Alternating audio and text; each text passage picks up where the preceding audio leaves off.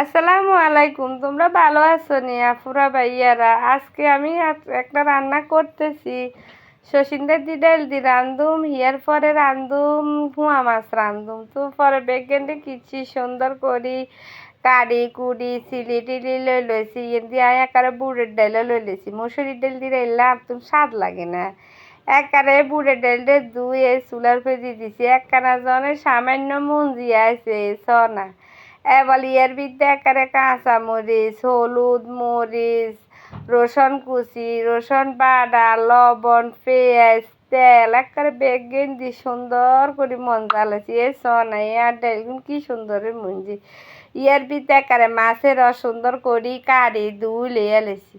ওমা মাছের লগে টালা জিরা দি মুঝে শেষ হয়ে গেছে। পরে একারে ডেগি গিয়ে বইয়ে দি সুন্দর করি একারে জিরে টালিয়ে লেছি। টালি ব্লান্ডার লইয়া লেছি, ব্লান্ডার করিলাম।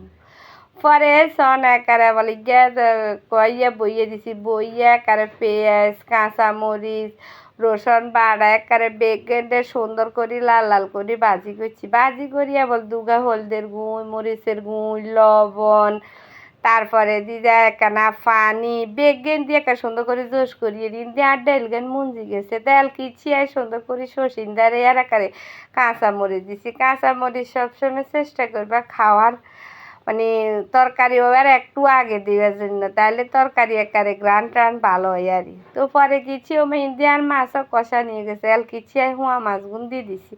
প্রতিদিন মাছ খেতাম আর মনে করেন আর যে হুজিরা খাইলে খাইব ন খাইলে না একারে নিজের মন মতে জাল জাল করি একারে হুয়া মাছ দিয়ে এ শোন আর একারে হুয়া মাছের এই কালার টালার কি সুন্দর হয়েছে। তো সামান্য পানি দিছি দিয়ে একারে গুড়ি দিয়ে দিছি।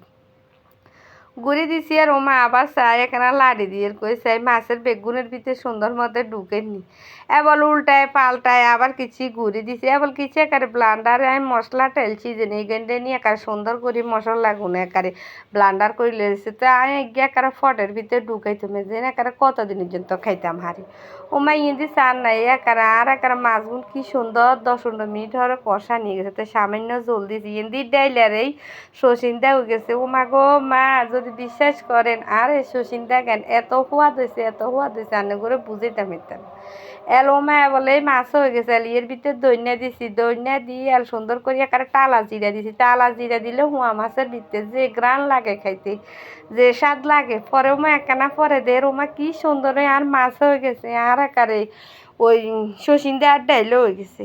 তো হয়ে গেছে আর একারে টেবিলে লয়ে গেছি। সান্না কালার কত সুন্দর হয়েছে। আজকের ভিডিও পর্যন্ত ভালো লাগলে